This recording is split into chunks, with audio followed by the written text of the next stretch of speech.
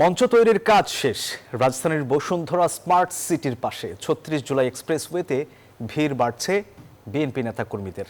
হাতে হাতে দেশের ও দলের পতাকা। বিএনপির ভারপ্রাপ্ত চেয়ারম্যান তারেক রহমানের স্বদেশ প্রত্যাবর্তন ঘিরে এই ব্যাপক প্রস্তুতি। রয়েছে আরও নানামুখী পরিকল্পনা, সাথে থাকছে কয়েক স্তরের নিরাপত্তাও।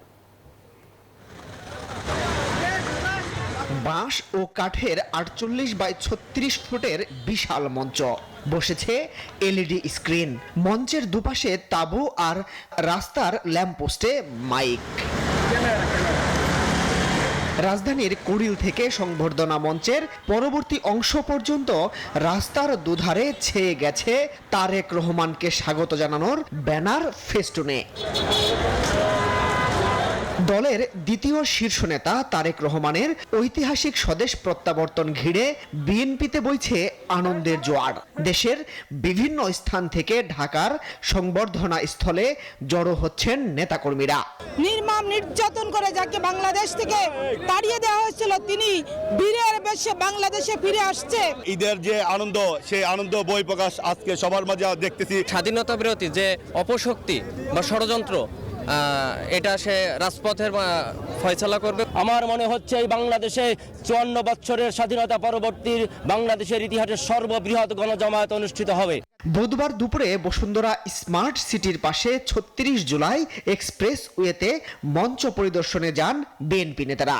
জানান, জনগণের কষ্ট লাঘব করতেই আসছেন তারেক রহমান। আমাদের একটি চেয়ারম্যান তারেক রহমান সাহেব এদেশের মানুষের মনের ভাষা বোঝেন, উনি জানেন। উনি কিন্তু একজন নির্যাতিত কর্মী থেকে নেতা হয়েছেন।